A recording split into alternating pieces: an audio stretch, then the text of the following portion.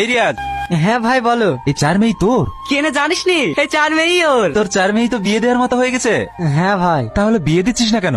বিয়ে দেবে কি করে? ও বাড়িতে বিয়ে বা কি করবে? আর ও তো নিজেই তো মোটে খেতে পায় না।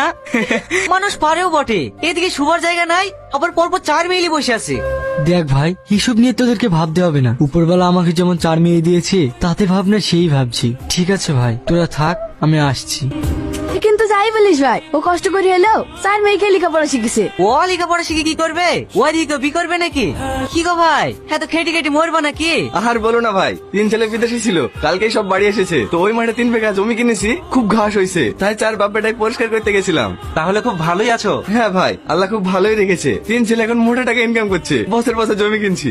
কিন্তু ছোট ভাইটার দিকে একবার তাকা, ওর 4 মেয়ে, বিয়ের বয়স হয়ে গেছে, বিয়ে দিতে পারছে না। তুই একটু দায়িত্ব নিয়ে বিয়েটা দিয়ে। আমি কেন ওর মেয়ের বিয়ে দিতে যাবো? যার মেয়ে সে দেবে। ঠিক আছে তোরা থাক, আমি আসছি। কি গো, মন খারাপ করে বসে আছো কেন? আর বলো না, 4 মেয়ের বিয়ের বয়স হয়ে গেছে, মেয়েগুলোর বিয়েও দিতে পারছি না।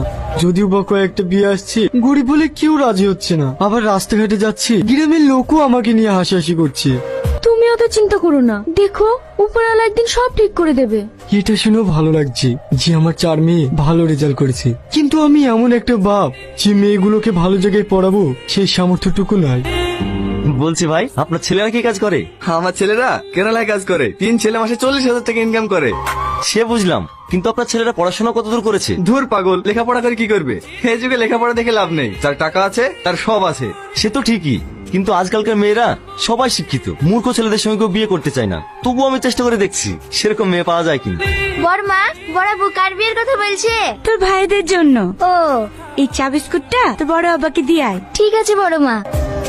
বলছি ভাই, এই মেয়েগুলো কার? আমার ছোট ভাইয়ের। মেয়েগুলো তো খুব সুন্দর দেখতে। তোমার ছোট ভাইয়ের মেয়েগুলোর বিয়ে দেবে না? সে তো দেবেই, ছেলে খুঁজছে, কিন্তু গরিব বলে কেউ বিয়ে করতে চাইছে না। বলেন কি? আমার হাতে বড় লোক ভালো ভালো ছেলে আছে, আমি আজকে ওদের সাথে কথা বলছি। হ্যাঁ, গরিবরা কেউ বিয়ে করতে চাইছে না, আর আপনি বলছেন বড় লোক। এখন অনেক ফ্যামিলি আছে যারা গরিব বড় লোক দেখে না। ভালো আছেন ভাই? হ্যাঁ ভালো আছি। কই গো, ঘর থেকে চেয়ারটা নিয়ে এসো। আপনার সাথে একটা কথা বলতে এসেছি। বলছি আপনার মেয়েদের বিয়ে দেবেন? আমার হাতে বড় লোক ভালো ভালো ছেলে আছে। বিয়ে তো দিতেই হবে, কিন্তু আমাদের ঘরে কি বড় লোক ঘরের ছেলেরা বিয়ে করবে? অবশ্যই করবে। আপনার মেয়েরা পরীর মতো দেখতে, আবার শিক্ষিত। আমি ওটা বলতে চাইছি না। বড় লোক ঘরে আমার মেয়ের বিয়ে দিয়ে আমি কিছুই দিতে পারবো না। তখন শ্বশুর বাড়িতে খালি খালি আমার মেয়ের অশান্তি হবে। আমার হাতে যে ছেলেগুলো আছে তার আপনার সঙ্গে কেউ দাবি করবে না। আমার কথা আপনার বিশ্বাস হচ্ছে না? আমি এখনই ফোন লাগিয়ে কথা বলছি। হ্যালো চাচা, বলছি আপনার ছেলের জন্য খুব সুন্দর একটা মেয়ে পেয়েছি, কিন্তু আপনারা বড় লোক বলে মেয়ের বাবা বিয়ের জন্য রাজি হচ্ছে না। এরা ভীষণ গরিব, বিয়েতে কিছু দিতে পারবে না বলে